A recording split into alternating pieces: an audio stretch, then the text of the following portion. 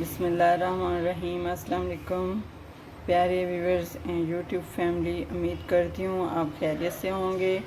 आज मैं शेयर कर रही हूँ आप लोगों के साथ अंडा करी। उसके लिए मैंने आलू लिए हैं 2-3, उसको इस तरह काट लिया है। और ये मैंने प्याज हल्के से फ्राई कर लिए हैं कि इनका कच्चापन ख़त्म हो जाए। और टमाटर लिए हैं। अब मैं इनको जग में डाल के थोड़ा सा मैं इसमें पानी ऐड करूँगी। पेस्ट हमने बना लिया है। अब मैं आलू को ऑयल में फ्राई करूँगी। बिस्मिल्लाहिर्रहमानिर्रहीम। आलूओं को हमने सिर्फ 2 से 3 मिनट फ्राई करना है, इससे आलूओं का टेस्ट अच्छा आता है। अगर घर में बनाने के लिए कुछ समझ ना आए तो ये रेसिपी ज़रूर ट्राई करिएगा। तो अब हम इनको निकाल लेंगे अलग प्लेट्स में। तो अब हम इसी ऑयल में लहसुन अदरक का पेस्ट ऐड करेंगे। आँच को धीमी रखिएगा क्योंकि हमारा ऑयल काफ़ी गर्म है, लहसुन जल ना जाए। इसको हम हल्का सा फ्राई करेंगे।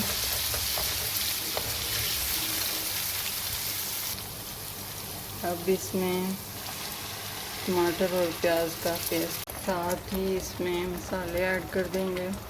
नमक हस्बे ज़रूरत, काली मिर्च, लाल मिर्च, कुटी हुई लाल मिर्च, हरा धनिया पाउडर, हल्दी पाउडर।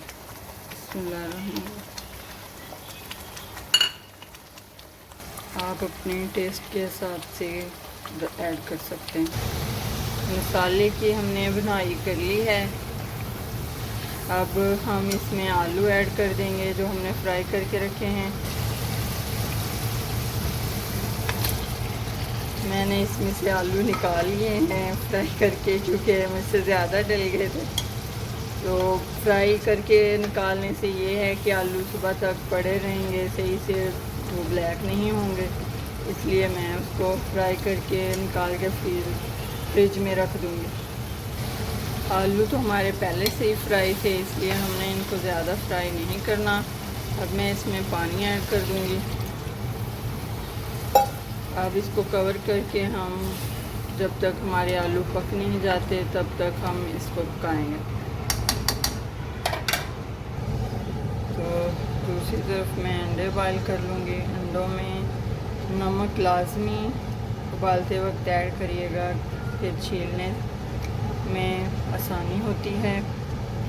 पकते हुए तकरीबन 10 से 15 मिनट हो गए हैं। आलू हमारे तैयार हो गए हैं। अब इस पॉइंट पे आगे मैं इसमें कसूरी मेथी ऐड करूँगी 1 चम्मच, गरम मसाला ऐड करूँगी 1 चम्मच,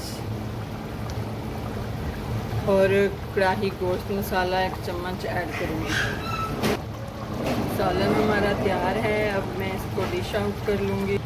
सालन को हमने डिश आउट कर लिया है। अब हम इसमें अंडे ऐड करेंगे।